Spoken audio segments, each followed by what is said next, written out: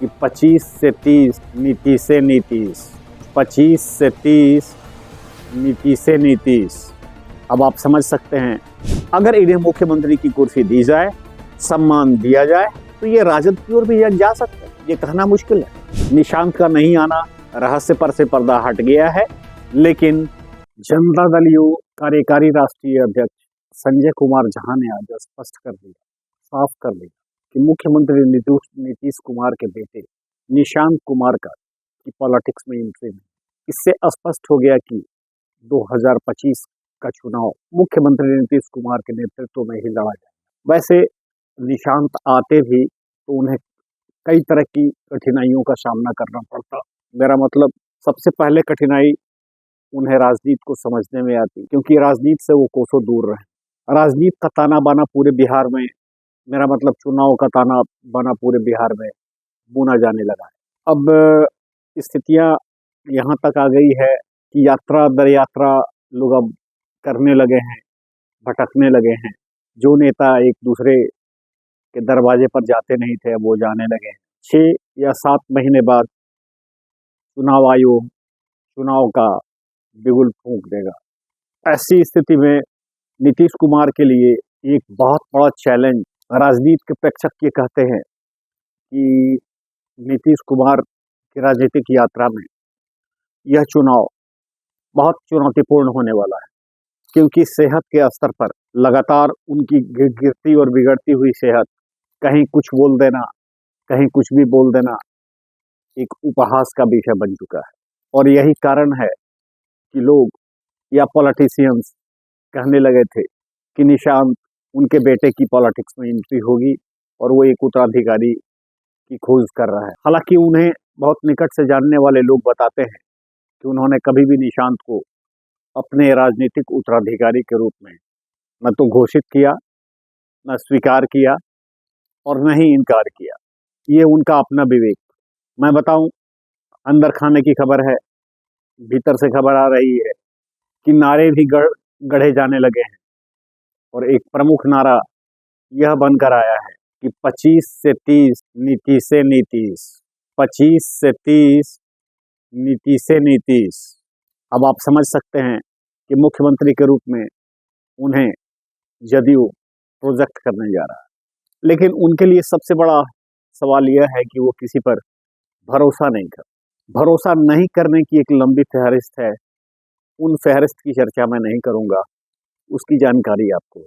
उन्हें हालांकि वो कुछ बोलते नहीं, और नहीं बोलने से उनके भीतर की बातें उनके भीतर तक ही रह जाती हैं।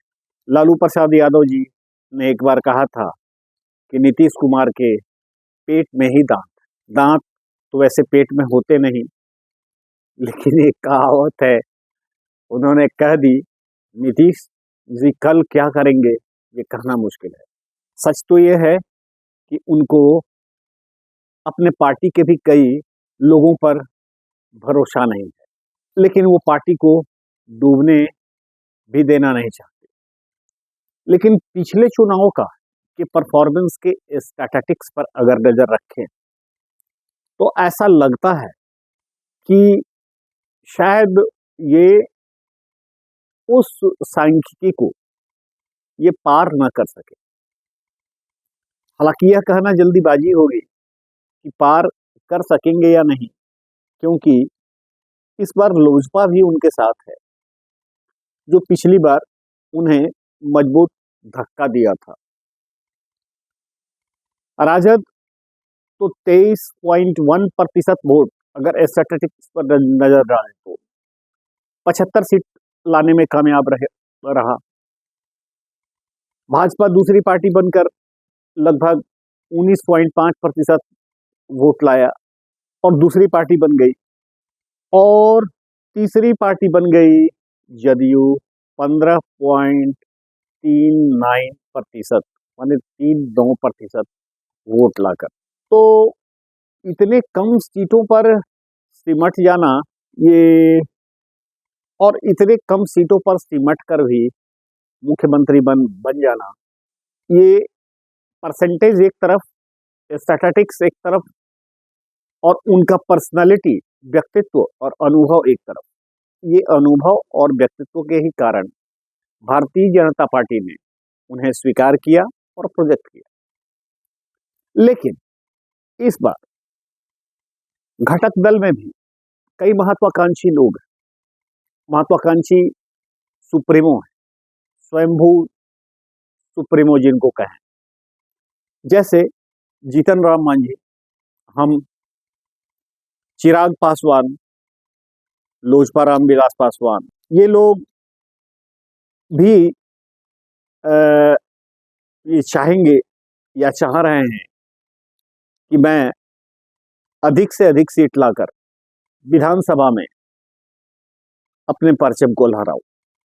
सबसे बड़ी बात यह है कि इनके जो विरोधी रहे, जो कभी इनके बहुत करीब के रहे, मेरा मतलब नीतीश कुमार जी के, वो अब इनके विरोध में हो चुके हैं। रामचंद्र प्रसाद, एक रिटायर्ड आईएएस और बिहार की राजनीति को, की नब्ज को वो बड़ी करीब से और बहुत तरीके से उन्होंने टटोल लिया था और पकड़ लिया। रामचंद्र प्रसाद जी इनके लिए एक बहुत बड़ी चुनौती के रूप में खड़े होंगे, और जनसुराज के प्रशांत किशोर भी एक चुनौती के रूप में खड़े होंगे। स्वाभाविक है उधर राजद का दबाव है, तो इन दबावों के भीतर और इन दबावों से माने चारों तरफ से घिरने के बावजूद इस भंवर से अपनी पार्टी को वो कैसे निकाल पाएंगे, यह उनके लिए सच में एक बहुत बड़ी चुनौती है, ऐसा राजनीतिक प्रेक्षक कहते हैं। हाँ, पहले सेहत ठीक थी, सेहत अभी भी ठीक है, जैसा कि कुछ सार्वजनिक पब्लिक डोमेन में कुछ आया नहीं है कि कुछ अस्वस्थ से हैं, लेकिन जहां तहां कुछ बोल देने से कई तरह की बातें और अफवाहें राजनीतिक गलियारे से लेकर सड़कों तक तैरने लगी। खैर, उनसे अलग मैं बात करूंगा कि अब ये निशांत तो आएंगे नहीं। निशांत के बारे में आज उन्होंने, संजय झा जी ने स्पष्ट कर दिया। स्वाभाविक है वो कोई अपने मन से निशांत के बारे में नहीं बोले होंगे, एक मशवरा तो उन्होंने कर ही ली होगी मुख्यमंत्री से, या फिर और भी कोर कमेटी के जो उनके लोग हैं, विजय कुमार चौधरी, अशोक कुमार चौधरी आदि। तो सबसे बड़ी बात है ये कि उनके जदयू पार्टी के भीतर ही कुछ वैसे तत्व हैं जिनका झुकाव लगातार भाजपा की ओर रहा है, और ये ऐसा जो मुझे जानकारी मिली है कि जदयू के भीतर भी भीतरघात हो सकता है, और शायद उसी भीतरघात की आशंका से सिहरते हुए मुख्यमंत्री नीतीश कुमार की दिनचर्या में भी तब्दीली आ गई। कहा जाता है कि जिस व्यक्ति के दिनचर्या में तब्दीली आ जाए, इसका मतलब कि या तो वो तनाव में है या कोई और भी खास बात है। तो बात स्टैटिस्टिक्स की मैंने की, सबसे अधिक राजद ने लिया।